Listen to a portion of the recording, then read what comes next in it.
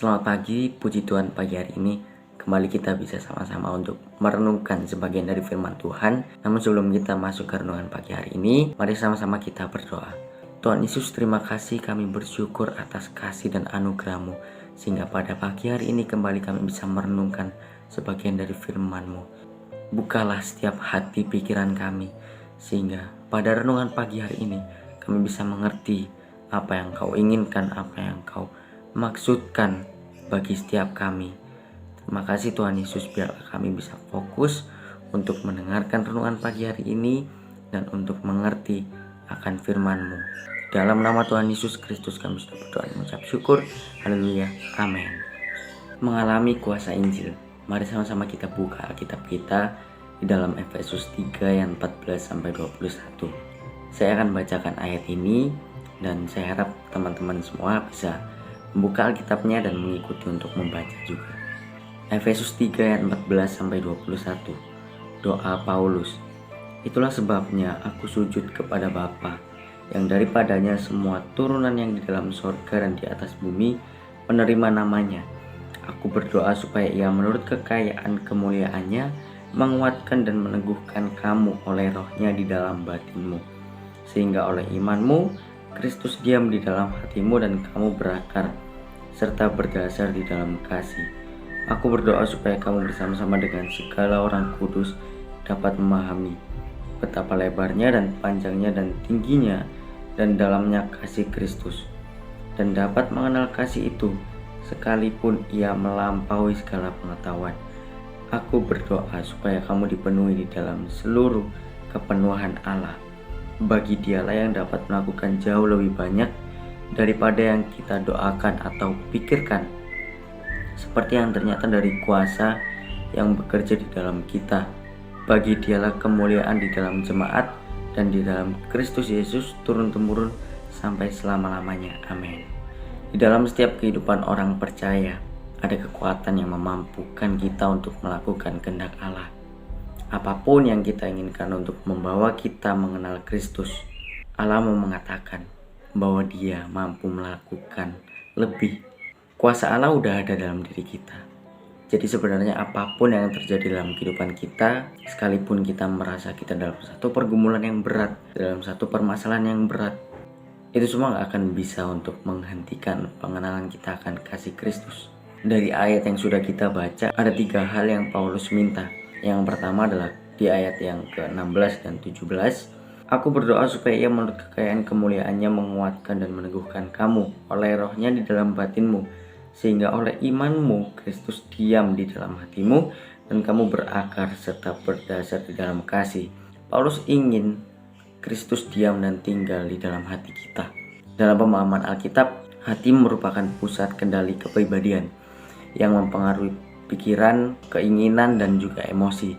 Kristus yang mengontrol kepribadian kita karena Dia berada dalam hati kita, sehingga kehidupan kita pasti akan berubah.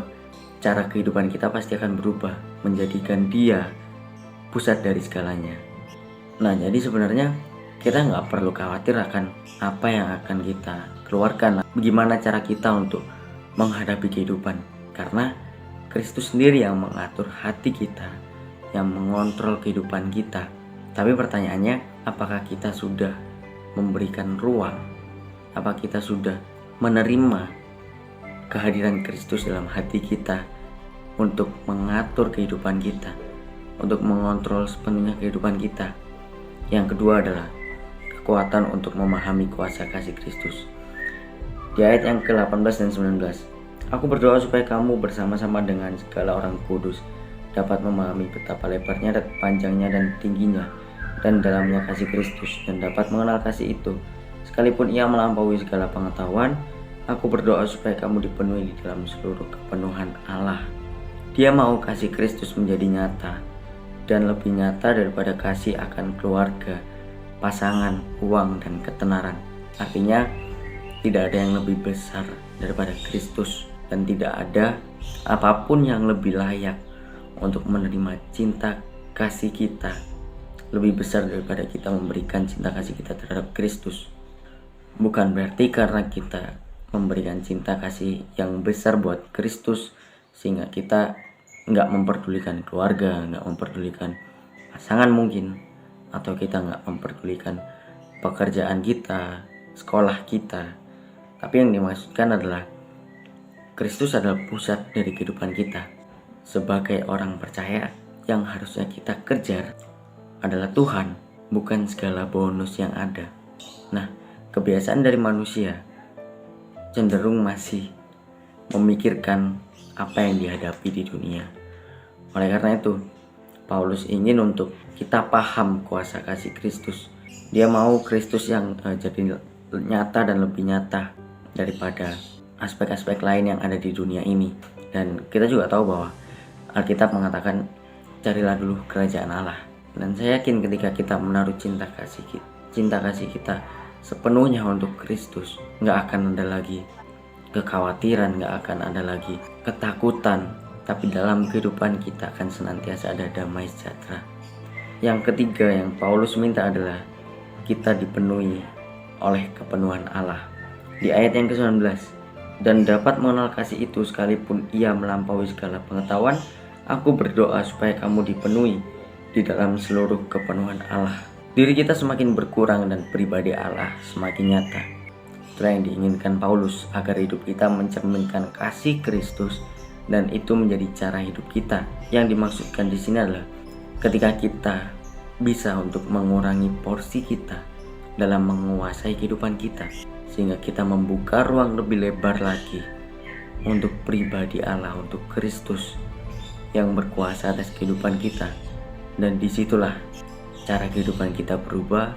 Hidup kita akan mencerminkan kasih Kristus, dan segala yang keluar dari diri kita bukan lagi keegoisan, bukan lagi amarah yang berlebih, bukan lagi keangkuhan, kesombongan, tapi semuanya berdasarkan dari pribadinya. Dan orang sekitar kita akan melihat kemuliaan Allah melalui diri kita. Banyak kehidupan kita yang tidak dipengaruhi oleh kasih Kristus, padahal kita percaya dan mengenal kasih itu. Sebenarnya permasalahannya bukan dimengerti atau enggaknya, tapi mempengaruhi atau tidak. Jika tidak mempengaruhi, semua itu akan jadi sia-sia. Bahkan ketika kita merasa kita sangat paham dan mengerti akan firman Tuhan melalui khotbah mungkin, kalau hanya berhenti di mengerti aja tanpa itu bisa mempengaruhi kehidupan kita, dan tanpa kita terjun untuk melakukan, maka pemahaman kita dan kemengertian kita itu akan menjadi sia-sia. Lalu bagaimana caranya kita untuk bisa mengalami kuasa Injil? Yang pertama, pasti berdoa. Karena tidak bisa dengan kekuatan kita sendiri. Kemampuan untuk menjadi Kristus adalah sesuatu yang Allah berikan. Ini bukan sesuatu yang bisa kita lakukan sendirian. Kehidupan seperti Kristus dimulai dengan berdoa. Yang kedua adalah pemahaman. Kita butuh kemampuan untuk memahami. Saya mengatakan jika kita berhenti di memahami, pemahaman kita akan jadi sia-sia. Tapi bukan berarti pemahaman di sini jadi tidak penting. Hanya saja dimana setelah memahami, kita pun juga perlu action. Kita perlu melakukan, bukan hanya sekedar memahami, tapi apa yang kita mengerti itu bisa mempengaruhi. Dan yang ketiga adalah komunitas. Kita butuh hubungan dengan sesama kita, karena kita adalah makhluk yang terbatas, sedangkan Allah tidak terbatas. Dan puji Tuhan, kita sama-sama berada di dalam satu komunitas yang Tuhan berikan, SKP SKK SMA Negeri 13 Surabaya. Dan di dalamnya juga kita punya kelompok-kelompok rohani. Mari sama-sama kita untuk bisa saling support. Kita bisa saling sharing apa yang jadi kelemahan kita. Mungkin sebagai manusia kita juga nggak bisa untuk menutup kelemahan kita, tapi dengan komunitas kita bisa sama-sama untuk saling bergandeng tangan. Kita sama-sama bisa untuk membantu satu sama lain, saling menguatkan satu sama lain, sehingga kita sebagai makhluk yang terbatas bisa tetap setia dalam pengenalan Kristus, yaitu pribadinya yang tidak terbatas. Di dalam Injil, anak Allah menjadi manusia, sehingga anak manusia menjadi anak Allah. Kasih itu bukan lagi abstrak, tapi kasih itu mengubah kehidupan kita. Mari kita berdoa. Tuhan Yesus, terima kasih kami sudah mendengarkan renungan pagi hari ini dan kami sudah merenungkan sebagian dari firman-Mu. Biarlah apa yang sudah kami baca, apa yang sudah kami mengerti, bukan hanya berhenti di mengerti saja, tapi bisa mempengaruhi kehidupan kami. Sehingga apa yang menjadi tata cara kehidupan kami bukan hanya berdasarkan pribadi kami saja, tapi tata cara kehidupan kami merupakan tata cara kehidupan yang mencerminkan kasih Kristus. Biarlah Engkau yang berkuasa atas kehidupan kami dan kami bisa menyerahkan kehidupan kami sepenuhnya ke dalam tangan-Mu. Terima kasih Tuhan Yesus, kami sudah berdoa dan mengucap syukur dalam satu nama Tuhan Yesus Kristus. Haleluya. Amin. Selamat melanjutkan aktivitas. Tuhan Yesus memberkati.